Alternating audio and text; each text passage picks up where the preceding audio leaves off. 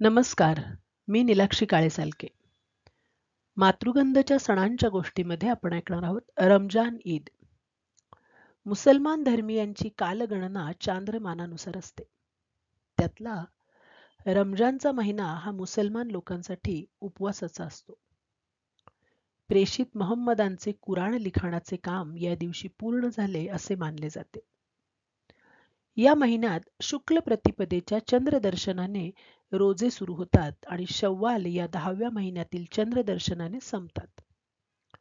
चंद्रदर्शन झाले की त्याच्या दुसऱ्या दिवशी ईद उल फित्र किंवा रमजान ईद साजरी करतात. फित्र या शब्दातून दानाची कल्पना सूचित होते. रमजान ईदच्या दिवशी धान्य, वस्त्र इत्यादींचे दान दिले जाते. अपंग, लहान मुले, बाळंतीण स्त्रिया यांनी रोजे केले नाही तरी चालते. महिन्यातला 27वा दिवस महत्वाचा मानतात. इतर दिवशी जमले नाही तरी या दिवशी लोक उपवास करतात. सूर्योदयापूर्वी 1 तासापासून ते सूर्यास्तापर्यंत रोजा म्हणजे अन्न पाण्याशिवाय कडकडीत उपवास करायचा असतो. या महिन्यात कोणत्याही तऱ्हेची करमणूक टाळायची असते व प्रार्थनेत वेळ घालवायचा असतो.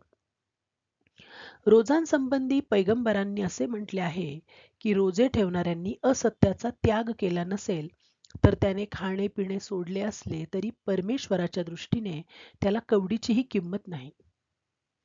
सर्व मुसलमान चांगले कपडे करून एका ठिकाणी जमतात. या ठिकाणाला ईदगाह म्हणतात. तेथे सर्वजण नमाज पढतात. मग प्रार्थना चालवणारा इमाम त्यांना अल्लाचे महात्म्य सांगतो. त्याला खुतबा म्हणतात. नंतर लोक एकमेकांना आलिंगन देऊन ईद मुबारक म्हणतात. या दिवशी लोक परस्परांना भेटायला जातात. दूध व सुकामेवा यापासून शिरखुर्मा नावाचा गोड पदार्थ बनवतात. लहान मुलांना ईदी म्हणजे खाऊला पैसे देतात. ईद उल फित्र हा मुसलमानांचा फार मोठा व आनंदाचा सण आहे. धन्यवाद.